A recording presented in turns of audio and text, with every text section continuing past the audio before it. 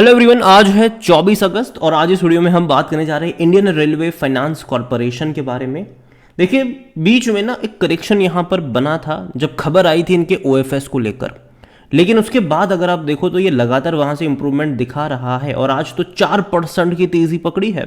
देखो, पीएसयूज़ की अगर मैं बात करूँ, स्पेसिफिकली रेलवे शेयर्स की बात करूँ, तो आज रेल विकास निगम इरकॉन जैसे शेयर भी 2.5 से 3% की तेज़ी दिखाते नजर आ रहे हैं। बातचीत करेंगे इस वीडियो में स्पेसिफिकली हम इंडियन रेलवे फाइनेंस कॉरपोरेशन के बारे में कि ये कंपनी कैसी है, इसका आउटलुक क्या है, शॉर्ट टर्म लॉन्ग टर्म का क्या चीज़ यहाँ पर हो सकता है। देखिए, वीडियो को शुरू करें उससे पहले अगर आपने अभी तक चैनल को सब्सक्राइब नहीं किया है तो प्लीज़ अभी इसे सब्सक्राइब कर लीजिए, क्योंकि आगे भी बहुत सारे वीडियोस हैं जो आपको काफ़ी ज़्यादा हेल्प करेंगे।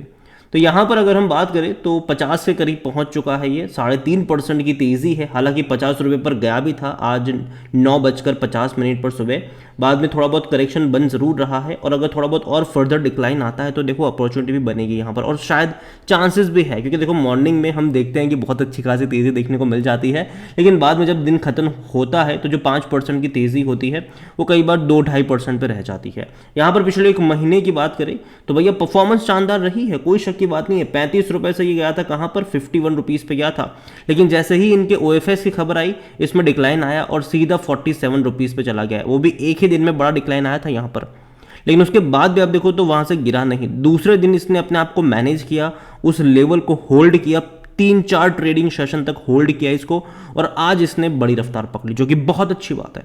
पिछले एक साल की अगर हम बात करें तो भैया पैसा डबल से भी ज़्यादा बना कर दिया, 133-134% का ग्रोथ है। बेहतर तेज़ी आई थी, डिक्लाइन भी आया, फिर तेज़ी बनी, फिर कुछ टाइम के लिए होल्ड किया इसने और जब उसके बाद भागा तो बहुत बड़ी रफ्तार बनी। और देखो ना, रेलवे कंपनियां जो है ना, उनका जो फ्यूचर है अभी के लिए, जो नज़रिया है ना लोगों का, वो बदल चुका है। लोग ये चीज़ मान रहे हैं कि गवर्नमेंट जो है वो रेलवे पे भारी भरकम स्पेंड करने वाली है और कुछ कंपनियां जो है वो उसका अच्छा खासा फ़ायदा उठाने वाली है। आज अगर हम देखें तो आईआरएफसी में भी तेज़ी है, पिछले एक साल में भी तेज़ी रही है। और अगर हम बात करें रेल विकास निगम की तो पिछले एक महीने आज भी तेज़ी है, यहाँ पर देखो तो अच्छी खासी तेज़ी है। हालांकि ओएफएस के बाद एक बड़ा डिक्लाइन आया ज़रूर था यहाँ पर, लेकिन फिर भी अटेम्प्ट कर रहा है, कोशिश कर रहा है इसको मैनेज करने की और तेज़ी दिखाने की। लेकिन पिछले एक साल का ग्राफ देखोगे तो भैया 315% का जंप दिखाया है। सेम चीज़ इरकॉन को लेकर भी है, आज 3% की रफ्तार पकड़ी है, एक महीने में ये 22% तक भाग चुका है। ये अगर बात करें पिछले एक साल की तो इसने भी 180% से भी ज़्यादा का रिटर्न कमा कर दिया है और अपने हाई प्राइस पे बैठ चुका है ये। तो देखा जाए तो रेलवे शेयर्स में डेफिनेटली काफ़ी अच्छा मोमेंटम बना ज़रूर है। और जैसे कि मैंने कहा कि मॉर्निंग में जब खुलते हैं बड़ी तेज़ी दिखाते हैं, बाद में थोड़ा बहुत करेक्शन देखने को मिलता भी है। और जहाँ तक बात करी जाए, आज वॉल्यूम बहुत बड़ी क्वांटिटी में है। जब तक ये मैं वीडियो रिकॉर्ड कर रहा हूँ कम से कम 3 या 4 करोड़ के वॉल्यूम ऑलरेडी यहाँ पर ट्रेड हो चुके हैं। और जहाँ तक बात करी जाए इसके मार्केट कैप की तो 62,000 करोड़ से भी ज़्यादा का इसका मार्केट कैप है। काफ़ी बड़े मार्केट कैप कह सकते हो और इंक्रीज भी हो रहा है ये। और जहाँ तक इसके पी रेशियो की बात की तो वो 10 का है, तो अभी भी उतना महंगा तो नहीं हुआ है।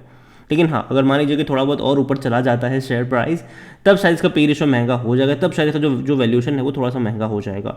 जहाँ तक डिविडेंड की बात करें, इस साल इसने अभी तक डिविडेंड पे नहीं किया है। पिछले साल पे किया था, इस साल सितंबर में भैया मीटिंग होनी है और मुझे लगता है कि सितंबर में आपको डिविडेंड अनाउंस होते नजर आ सकते हैं और भारी भरकम डिविडेंड अनाउंस हो सकते हैं। क्योंकि आप ये सोचिए कि जब आईआरएफसी का शेयर 20 रुपए के आसपास था तभी इसने 70 पैसे के आसपास का डिविडेंड पे किया था, तो अब तो 50 रुपए के आसपास है। तो मुझे लगता है कि शायद 1.5 रुपये तक के डिविडेंड अनाउंस यहाँ पर 1 से 1.5 रुपये तक के डिविडेंड अनाउंस होते नजर आ सकते हैं।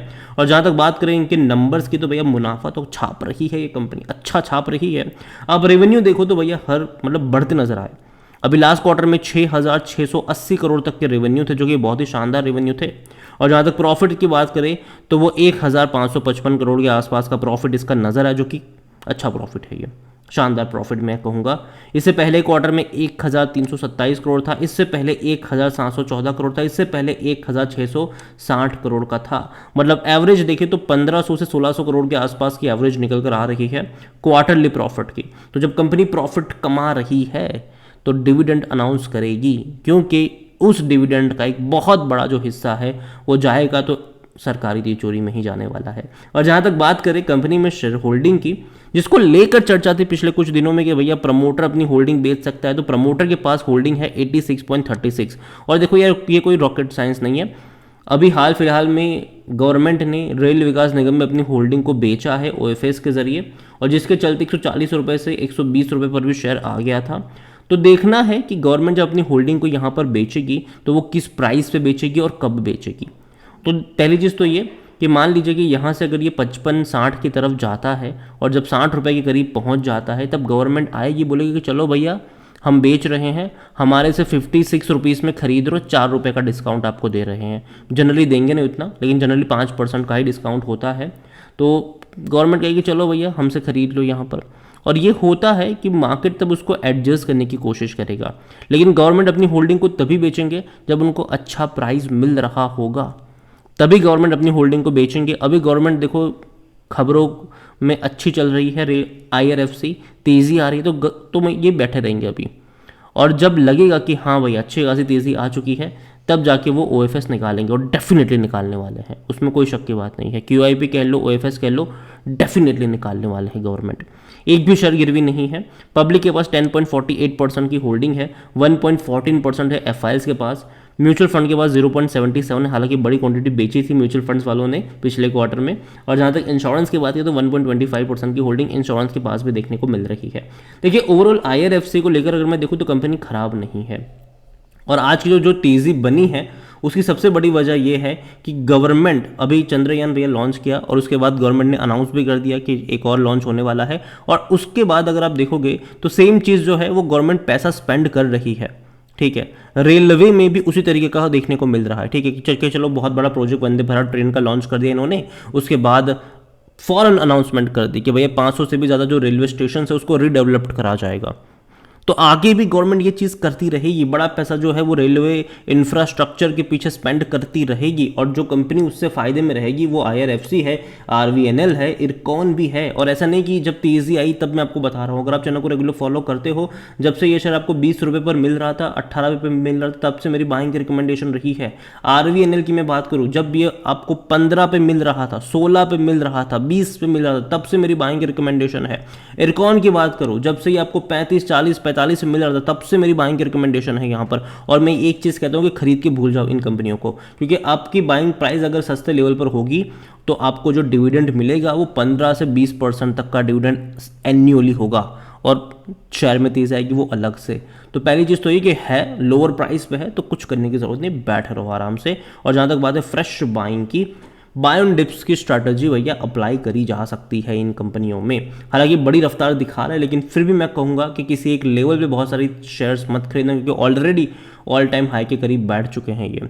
तो यहाँ पर अगर आपको बाय करना है तो बाय ऑन डिप्स की स्ट्रैटेजी अप्लाई करनी चाहिए, ताकि जब भी गिरावट आए आपके पास एक मौका हो ऐड करने का। और खरीद के भूलने वाली ये कंपनियां हैं, जब तक गवर्नमेंट रेलवे के ऊपर अच्छा खासा स्पेंड कर रही है तब तक। वीडियो को यहीं पे एंड करूंगा, पसंद आया हो तो लाइक करो, शेयर करो। उससे पहले एनालिसिस के लिए जिस पोर्टल का मैं इस्तेमाल कर रहा हूँ, ट्रेड ब्रेन्स, अगर आप भी इसको यूज़ करना चाहते हैं तो लिंक मैं आपको डिस्क्रिप्शन में दे दूंगा। और अगर आप मेरा कूपन कोड HSA20 का इस्तेमाल करोगे तो आपको 20% का डिस्काउंट भी मिल जाएगा।